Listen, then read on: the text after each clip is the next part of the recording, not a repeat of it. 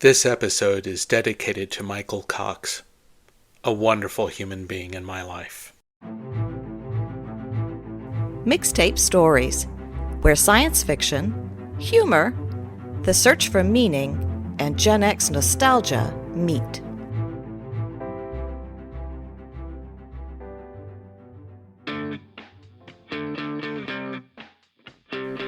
After she nearly gets killed in an unregistered timeline, Caitlin's dad has had enough and sends her off to finish high school in the 1990s. For Gen Alpha, no punishment could be greater. Grounded in the turn of the millennium, Caitlin comes to learn more about her dad and his generation, formerly known as slackers. So get your dial up and put your flannel on as we delve into My So-Called Transfer by Michael Juge.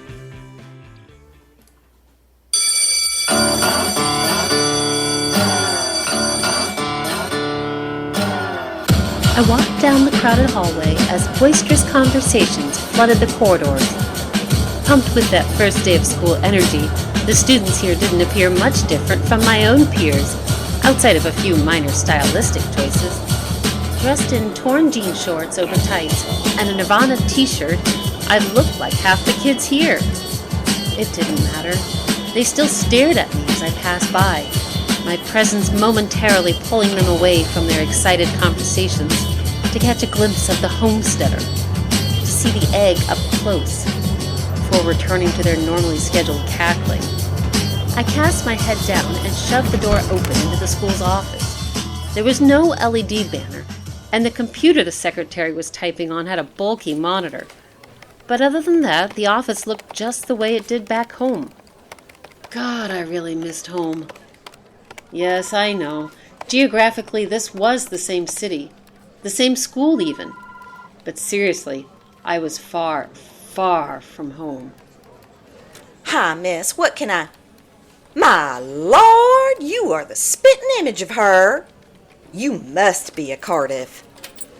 Caitlin, yes. I handed her my transcripts and my residency permit. She smiled. Oh, so you're a maroon up there, too. I nodded. She handed me back my stuff along with a stack of papers and pointed to items with a pencil. This is your schedule. Below that are the codes of conduct, the release forms for your parents, your grandparents, to sign, and a welcome packet. I pulled out my iPhone and took a picture of the schedule before realizing what I had done. Displaying anachronistic tech in this timeline was a no-no. The secretary gawked. That's a nifty camera you have there, young lady. It's not a camera, it's a smartphone. A phone? But you just took a picture. See, Caitlin, this is why you don't show off anachronistic tech. It's kind of both, I said aloud as I stuffed it back in my pocket. A camera and a cell phone. What will they come up with next? Time travel, I suppose. The secretary chuckled and sent me on my way.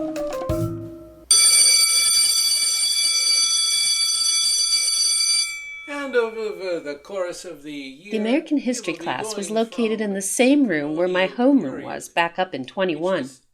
The desks were just as uncomfortable and even less ergonomic. Mr. Montalban attempted to maintain the students' attention as some drifted their gaze towards me. It wasn't menacing, just creepy. And by the end of the school year, we'll catch up to current events such as the end of the Cold War and the emerging new economy. Mr. Montalban's introduction to American history was so triumphant, as though history had concluded and that we won it all. Forever. I suppose right now he had reason to be.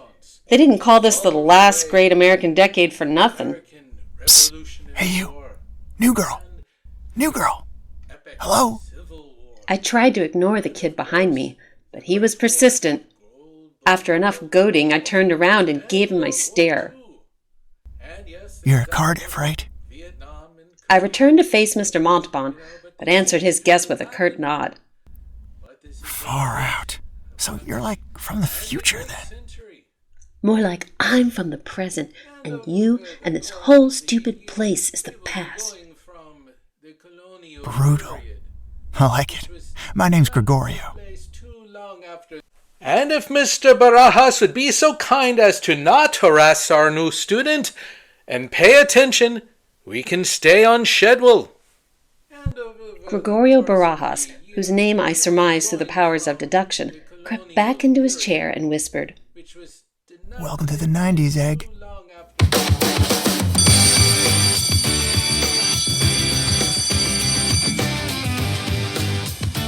At lunch, I looked for Jason, but he was nowhere in sight. He was probably too busy with trying to avoid me. Like most of the building, the cafeteria hadn't changed much, outside of there not being any flat screens to display announcements. I usually sat at that table right over there with some other randos whose names I never caught, even though we sat together for 2 years straight. We respected each other's privacy, giving each other our space to chat with our real friends on Discord. Not so with this crew. They were all clucking their tongues, engaging in chatter with the limited choices of those physically around them. It was so sad. I caught some stares and considered leaving the cafeteria when, Hi! I nearly dropped my tray. I turned around and saw a cute blonde girl wearing a cheerleader uniform. I'm Lisa Matthews, no relation. She laughed at her own joke. I had no clue how it was a joke. You're the homesteader, right? I nodded. Come, sit with us. There's plenty of room at our table. Lisa Matthews, no relation, guided me over to a table with what looked to be a goth girl and a boy wearing a golf shirt who chucked his head. Wow, you really do look like Jennifer. Are you her daughter? The goth girl sitting next to him wearing black eyeliner and a Marilyn Manson t-shirt jabbed his side. Don't be a moron, Jeremy. Of course she's not Jennifer's kid. She can't be. Oh, right. Stupid me. Okay, so that makes you Jason's? Yep, he's my dad, I said as I took a seat next to the cheerleader Lisa Matthews. Wow, how bizarre. Goth girl said and introduced herself. The name's Gladys. Caitlin. And I'm Jeremy, and you do look a lot like Jennifer. Trust me, Caitlin, it's a compliment. Thanks. Seeing I felt uncomfortable with the comparison, Lisa nudged Jeremy out of the way. So, how's it up in your time stream? It's a hot mess. Global warming in full swing, nations falling apart, deep eggs buying up all the real estate. Everyone's wearing Crocs. Yes! Gladys cheered. You see, I told you the future was going to suck, Lisa. Didn't I? Pay up, biatch. Lisa frowned as she reached into her purse and handed Gladys a 20. By the way, what's a deep egg? That's right, I reminded myself. This timeline wasn't inundated with tourists like in the retails. I'm a rarity here, so I proceeded to egg-splain, so to speak. A deep egg is someone from the far future, like centuries up the time stream. Ah, and what then is a dashing egg like you doing in a rustic little decade like this? I turned around to see it was Gregorio who took the seat next to me. Caitlin, this is Gregorio. Yeah, we met in American history. We chatted, but haven't formally met. Greetings and salutations, I am Gregorio Barajas. He then extended his hand in a way that would have me accept it like it was the Victorian era. I simply gave him a chin nod. Unlike the other students, Gregorio put a lot of effort into his look. He had a pompadour, wore dress shoes, and a starched bowling shirt, along with a pair of hipster glasses, which threw me off a little because I thought hipsters didn't become a thing until the next century.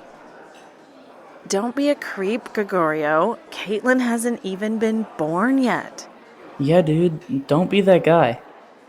Gregorio shrugged. I just want our newest transfer student to feel comfortable. Thanks, Gregorio. I feel right at home. The truth was, I kind of resented being called a transfer student. This was my 3rd year at Austin High. It's just that I was now on the wrong side of the millennium. I switched the focus off of me. So how is it you all know each other? Lisa caught my meaning, as they appeared to come from different social groups. We're the AV Club. So, what brings you here to our nicely caffeinated decade? Gregorio asked again, bringing up a topic I really didn't want to get into. I shrugged. My dad just figured I'd be safer here rather than in my time.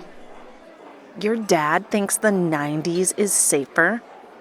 Wow, it must be like Thunderdome over there. Civil disorder was my dad's real reason for sending me away. But on a side note, this era was safer. The doors in the school weren't bullet-resistant with reinforced locks. There weren't security goons donning SWAT gear combing the halls. No active shooter advisory posters. And it wasn't flooded with deep eggs pushing out the locals, just like we were starting to do in this virtually untouched timeline. Speaking of your dad, where's Jason? I'm sorry, that's weird, isn't it? I saw him in chemistry this morning. He looks good, by the way. Lost a ton of weight over the summer. Really? Well, good for him. I always thought he was sweet. Unlike his sister. Jeremy, show some respect, please. Sorry, Caitlin, I didn't mean anything by it. It just came out. No problem. I never met her.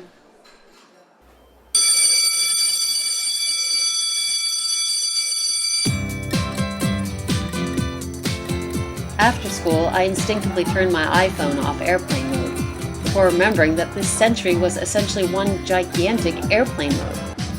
The only thing my phone was good for here was to play what I downloaded before being sent away. I stuffed the iPhone back into my pocket and I walked into the student parking lot, passing by a bunch of sedans and pickup trucks. Woofers waged war with each other as old school gangster rap, Tejano, post-grunge, nu metal all met in the open air. Near the football field, I found Jason sitting on the hood of his beat-up Ford Bronco. He was checking out the cheerleaders practicing. Typical. Hey, Dad! Jason turned around. That's not funny. No, it's not. None of this is. He slid off the hood and tossed me the keys. Here. I was told you needed to get some driving in.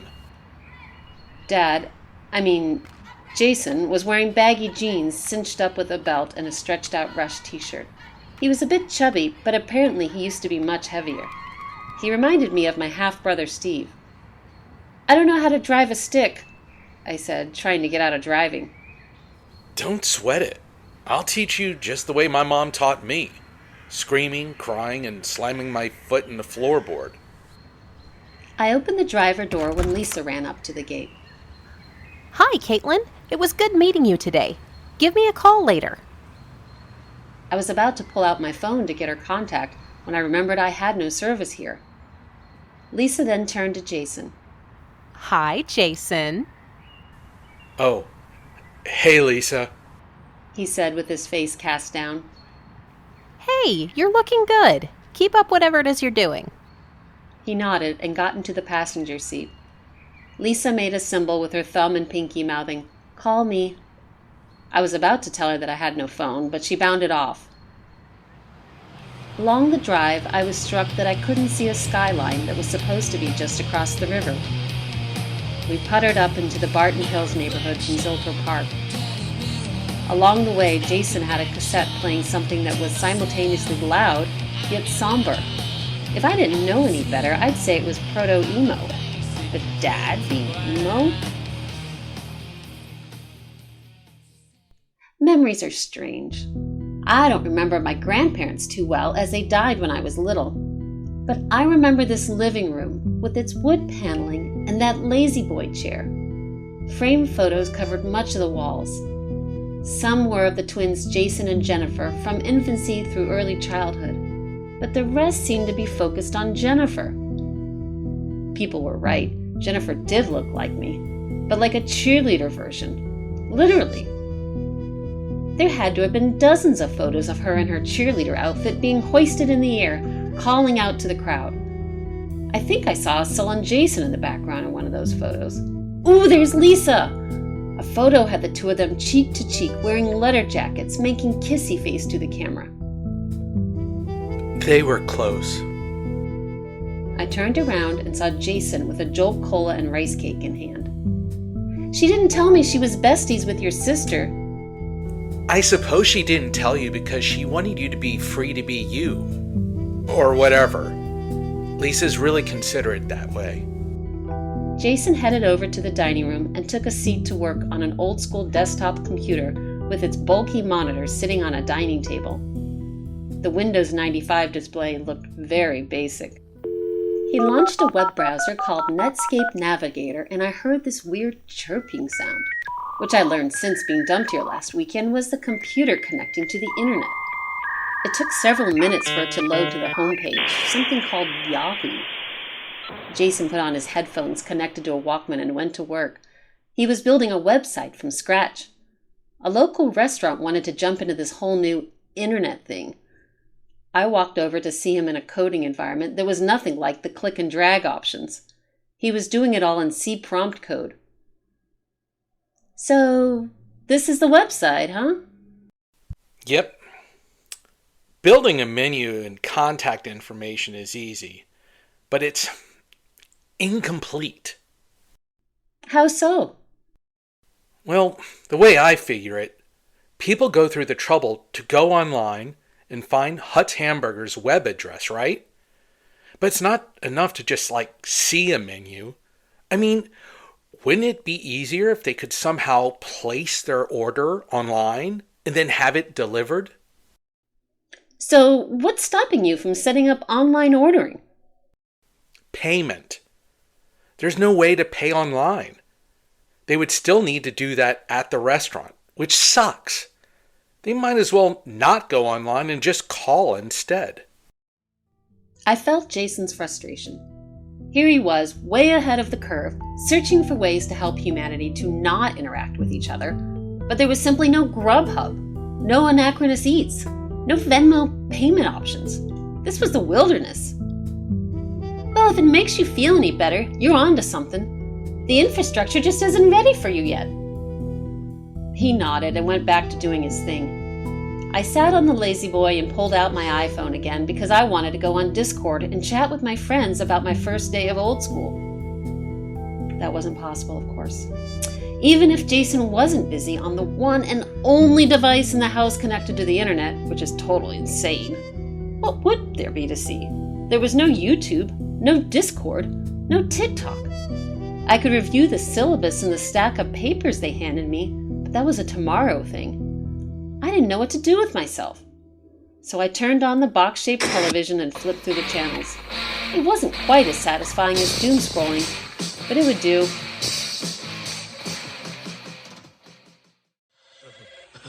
Let's fry something.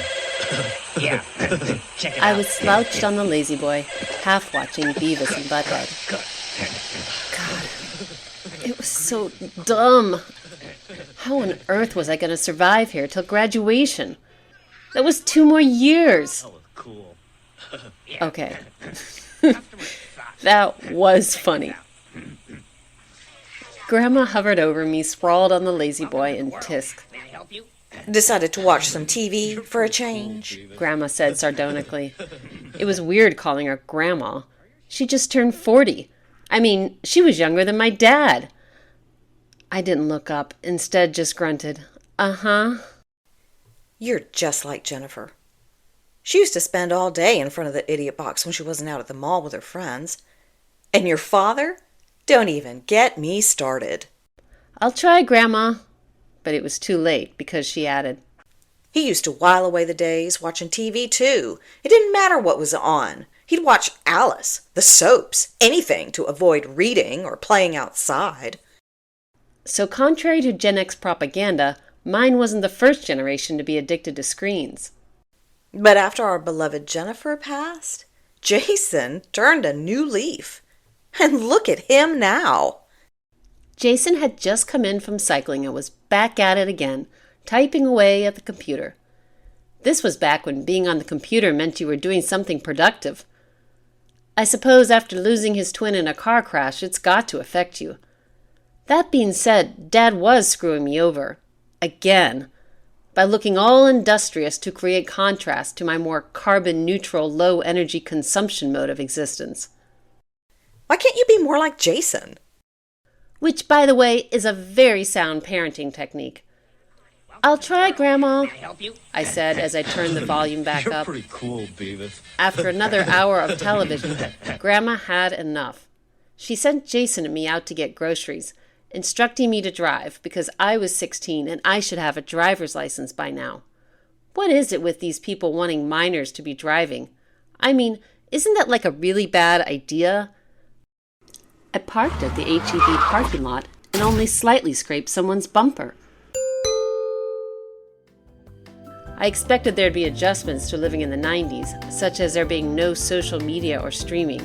That was obvious. But I hadn't prepared myself for the food selection, or lack thereof. They had plenty of colors of ketchup. What? But there was no sriracha sauce to be had here. I couldn't find any gluten-free bread either. And then there were all the products with peanuts in it. What's your beef with peanuts? Jason asked. I'm allergic to them. Yeah, that's probably my fault. I'm allergic to a lot of things. But not peanuts, though. It's not you. Half the kids in my school are allergic to peanuts. Seriously? I wonder what that's all about. Jason pondered as he grabbed a couple of Jolt Colas, placing them next to the Slim Fast powder and rice cakes. Jason was thicker than the post-middle-aged version of himself back in 21, which was odd. I never knew my dad to be anything other than a svelte, anal-retentive, manicured executive. I stared at this dumpy kid with his stretched double XL Smith's t-shirt that was now too big on him. What? Do I have a booger or something? You know what you need? You need a new wardrobe. After Jason and I paid for the groceries with a check, I drove us to the mall doing a half-decent job going from first to second gear, and proceeded to buy Jason some new threads without the mustard remnants or armpit stains, clothes that fit him, clothes that made him look handsome.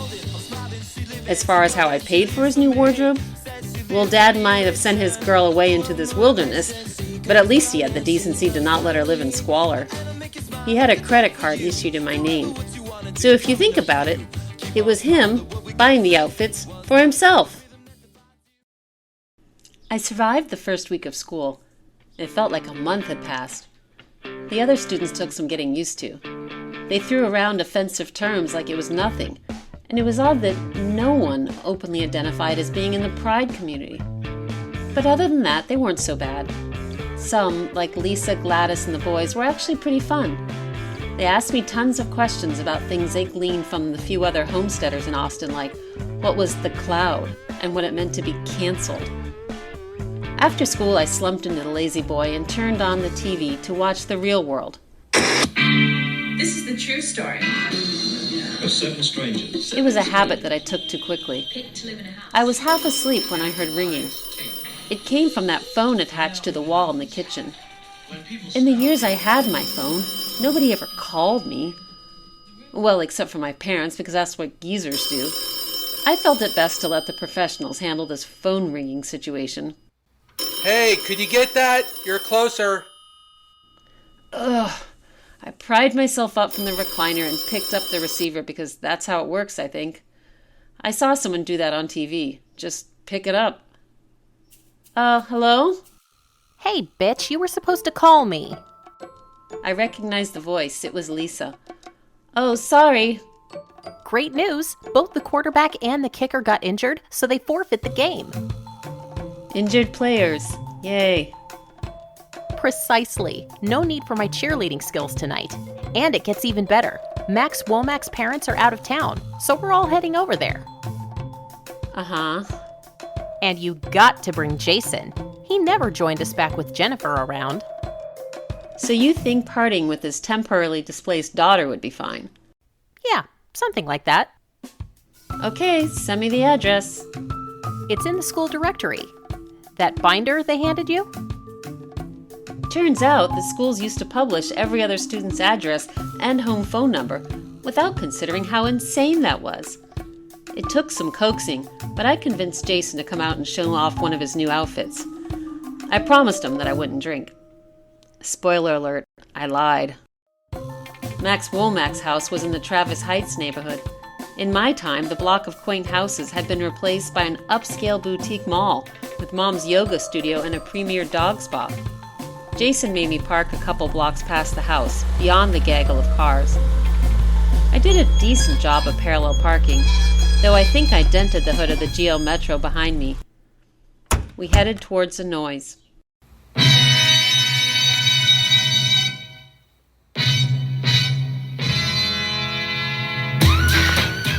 We walked inside to find the entire student body of Austin High crammed in the living room. How on earth did they find out about the party so last minute? It's not like they could text each other. Jason and I squeezed through the crowd. Hey, is that Jennifer? Dude, is that Jason? Where's the other half? Who looks like that Nazima girl? So she's Jason's daughter? The place reeked of alcohol. No adults were in sight. I didn't recognize anyone at first, but then...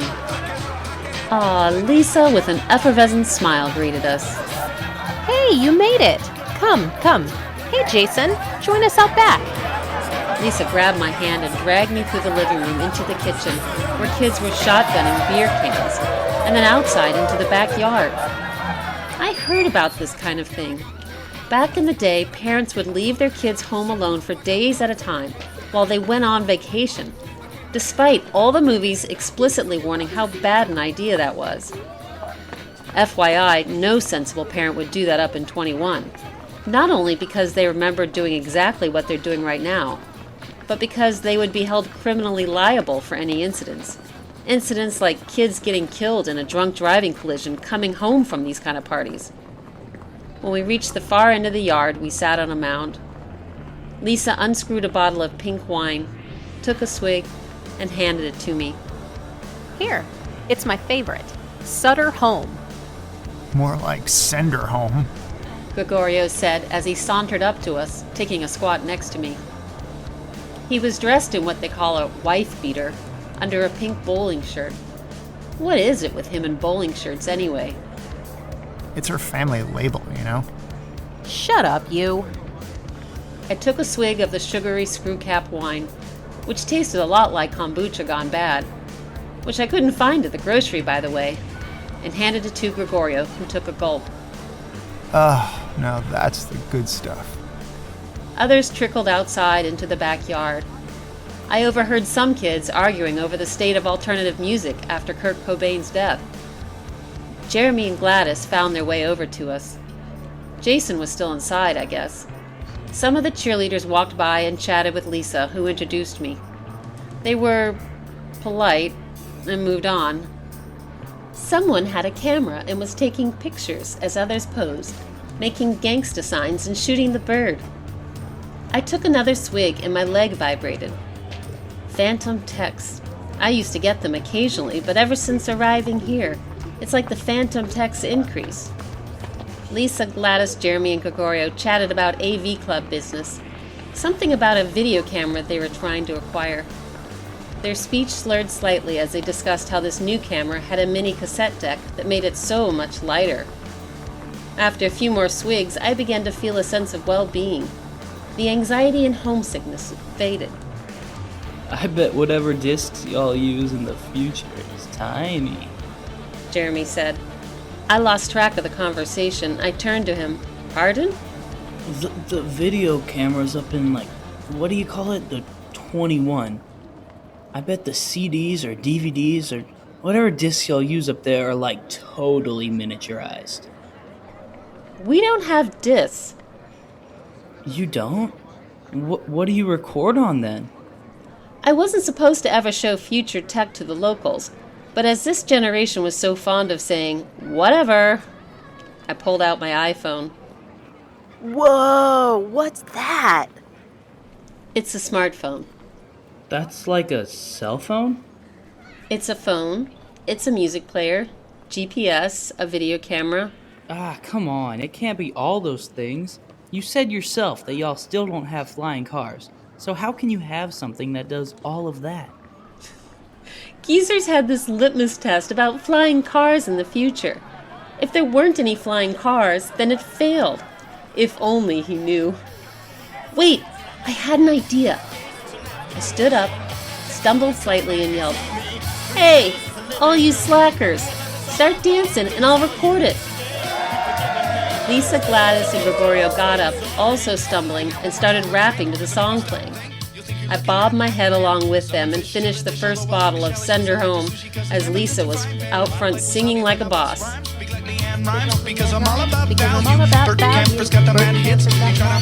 When they finished, I played the video back to my friends, and they were blown away. Jeremy couldn't get over how this little thing could fit an entire 2 minutes of video on its drive, and could share it in the cloud. I played some downloaded videos and music from my day for them to see. So these are from your time?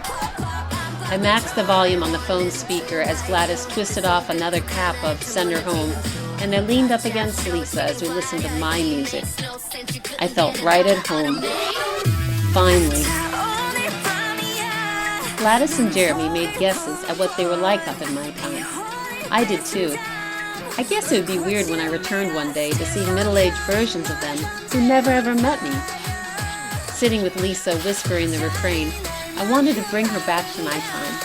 I wanted to bring all of them up there, even Gregorio, who inched up close. You have beautiful eyes, Caitlin. Thanks. Be sure to hit like and subscribe. I cracked myself up. And then suddenly I saw Jason and a few other kids bursting into the backyard as he raced towards us. Caitlin, it's the cops. We gotta go. I sat up dizzy. The Send Her Home was strong and stuff on an empty stomach. Blue and red strobe lights flashed from the street onto the house. Shit, I can't get in trouble again. Lisa helped hoist me up. This way. She indicated to the back gate, which led to someone else's property. I babysit the Johnsons' kids. I know a way out. She and Jason put their arms around me. Gregorio, who was in front, opened the gate, and we, along with Gladys and Jeremy, snuck into the Johnsons' yard, which had another back gate access. Jeremy was muttering under his breath about getting busted and that he'd be grounded for life. I turned to Jason. Hey, if Grandma grounds you, do you ground me? That's a good question, Dad. Jason grunted as we made it into Johnson's driveway on the street behind the house party. He turned to Lisa. I'm gonna get the Bronco, and I'll meet you here. But aren't the cops swarming the block? Yeah, that's why I had Caitlin parked 2 blocks over. Jason gave her a wink and ran off. I saw the look in Lisa's eyes. My hero!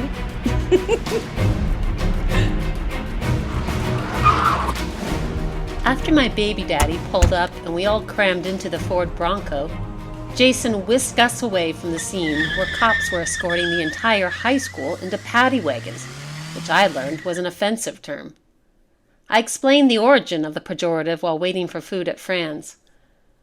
Jason was prepared to call it a night, but when Lisa said there was a post-party rally point at the Moon Tower near Stacy Pool with uncharacteristic spontaneity, Jason took us. Along the drive, Lisa, who was sitting shotgun, sorted through his cassette case. Ooh, you like Weezer. I love them. You like Weezer? But you're a girl. Glad you noticed. She ejected the Smiths and put the Weezer cassette in.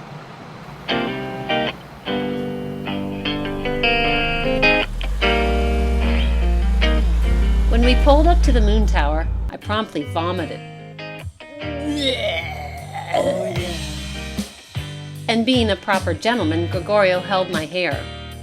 Once that was out of the way, we met up with the other party refugees. Jason and Lisa were hitting it off, chatting by the pool, dipping their feet into the water. He was beaming, which I hadn't seen before. Jeremy and Gregorio were over by the creek, mingling with some of the others. Gladys, whose black eyeliner was completely smeared onto her all-black outfit, handed me a cola. Okay, girl. Are you gonna spill or what? I took a sip. Spill? About what? Why your dad sent you back here. Well, if you must know, I got into some trouble. Ah, I see. So it wasn't us who were the bad influence. You were already a party animal. No, it wasn't anything like this, Gladys. It was complicated. Yeah, so I might be a cave girl, but I watched the X-Files. I can deal with complicated. So what was it? You called in a bomb threat? You tried to sell secrets to the Russians? I smirked and decided to just drop the truth on her. I kinda almost got sold into slavery in a post-apocalyptic timeline. Gladys spit out her drink. Jesus, I was expecting something more... Well, I wasn't expecting that. How did you end up in a post-apocalyptic timeline? How do you explain unregistered timelines to people who don't even know what the dark web is yet? I took a stab at it. You're familiar with portal tech that allows for time travel, right? Not really. I just know that something called Google set up a portal here so that homesteaders, eggs, or whatever can visit their past. And something about us being in a retail. This timeline is not a retail, Gladys. Trust me. I've visited the Google Big Time retail timeline. It's like a Disney-fied version of the past. Tons of temporal tourists trying to soak up the past, and industries geared towards the eggs. By the way, Disney also has their portal called Flux. Their retail pretty much became a theme park timeline. I turned to Gladys. This is what we call a private island, reserved for the uber rich. What? Jason becomes super rich? She asked, turning her gaze over to the sweaty kid nervously trying to impress the cute cheerleader by the pool. My dad's one of the original developers of the TPSPs over at Google Big Time, so yeah, he does all right for himself. Actually, Dad did better than all right. So much so he could pay the alimony for multiple ex-wives. So Jason becomes a millionaire. Anyway, the whole temporal portal industry is founded on quantum computing. When home quantum PCs became available, people start fiddling around with them, and there are alternate timelines out there which the quantums can tap into.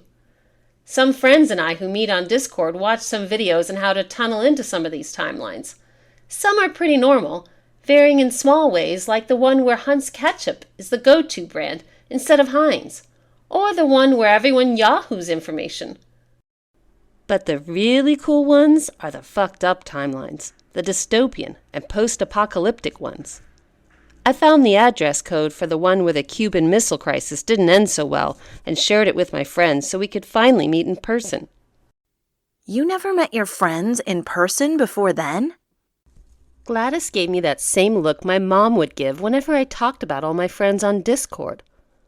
Aloud, I continued. We fired up our quantums to tunnel to the exact time and place in this unregistered timeline. And, well, some local warlord in Anaheim nabbed us. And if it hadn't been for my dad seeing the output on the computer and sending a team to get us, I don't even want to think of where I'd be. I shuddered. We were freshly scrubbed girls, each with a full set of teeth and wearing clean clothes, being auctioned off behind steel cages to unwashed marauders lit by firelight inside the grounds of what had been Disneyland. 300, 500 for the clean girl with the full set of teeth. I was convinced this was it. But Dad's rescue team made arrangements with the Duke of Anaheim and purchased our freedom for several barrels of tobacco, coffee, and boxes of underwear and socks in the original packaging. When we returned, Dad had enough. He was convinced the only way to keep me out of trouble was to send me here. Gladys pursed her lips. So why not the 1950s, when everything was supposedly perfect? I guess because my grandparents had a spare room, right? Despite their goading me about watching too much TV, my grandparents showered me with affection, as I was essentially Jennifer's replacement. Maybe Dad sent me here as some kind of consolation for his grieving parents. I'm sorry that happened to Jennifer, especially for Jason. She and I weren't friends or anything, but if I'd lost a twin, I don't know how I'd survive. Well, apparently he's doing okay without her, I said, pointing to him sidling up with Lisa. Gladys bumped my knee with hers. So I have to ask, I'm not your mom or anything, right? What? I saw her mischievous grin and pushed her affectionately. No. My mom is probably in diapers right now. Ah, Jason becomes a cradle robber. I nodded. Yeah, my dad retires his wives whenever they hit a certain age, or they had enough of his bullshit. I'm the spawn of ex-wife number 3. Before my mom, it was Claire, and before her, it was Lisa. I shut my mouth because it just hit me. Dad's first wife? Her name was Lisa. Lisa Matthews. I went to her funeral some years back. My half-brother told me what a wonderful person Lisa was, how she helped support Dad in the early years when he was so focused on projects and wouldn't take care of himself or the kids. Lisa Matthews, no relation. I remember it now. Oh, shit! Were you about to say Lisa? Gladys asked. I took a sip of Coke and coughed, giving me a few precious seconds to come up with, what? No, it was Leslie. Leslie Williamson or something. Oh.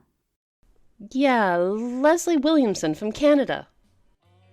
I glowered at Jason with his newfound confidence, putting moves on Lisa, that sweet girl. Lisa welcomed me when nobody, not even him, would. She didn't continue to make references to my similarities to Jennifer. She just accepted me as is. And here he was, this chode who seemed to come alive only out of the shadow of his sister's death. It was here where Dad found his stride. He would help create the world where entire timelines get co-opted. And when a bigger and badder company from further up the time stream like Orcon comes to do what we've been doing to others, he and the other rich assholes will cut and run and send their kids away. And Lisa, poor Lisa, a girl way out of his league. One day he'll ruin her. I knew her demise was Dad's doing. Hey, you okay?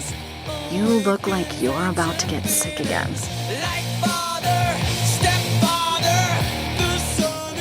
I should warn Lisa. She deserves a better fate. But then what will happen to the version of me, the product of wife number 3? Will that me still be born if I change things here? And I realized something very adult just then. We all make compromises. I turned away from Lisa and back to Gladys. I'm okay, just some predeterministic angst settling in. Gladys nodded. Well, you're hanging out with the right generation for it.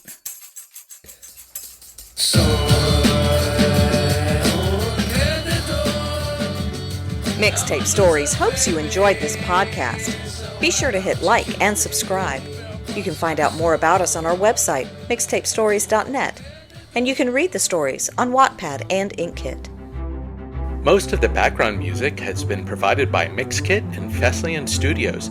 The following popular music are as follows: Loser by Beck, Semi-Charmed Life by Third Eye Blind, How Bizarre by OMC, Zero by Smashing Pumpkins, Jump Around by House of Pain, 1 Week by Bare Naked Ladies, and Pink Venom by Blackpink. Caitlin was played by Tanya LaFleur, and the following actors are available on Fiverr. Gregorio, played by Scott Antonucci, Jeremy by Roman G. Harris, Lisa by Kelly Hardy Novelist, and Gladys by Jenica D. Next time on Mixtape Stories. Okay, it was supposed to be just some minor temporal money laundering. You know, one of those manipulate the space-time continuum and travel back into the past to get rich quick kind of schemes. Nothing complicated. But when I completed the coding for a time travel music app and shimmered into my childhood years, I had no idea what I was getting myself into. Join us starting June 16th for the 6-part miniseries, Smells Like Time Travel.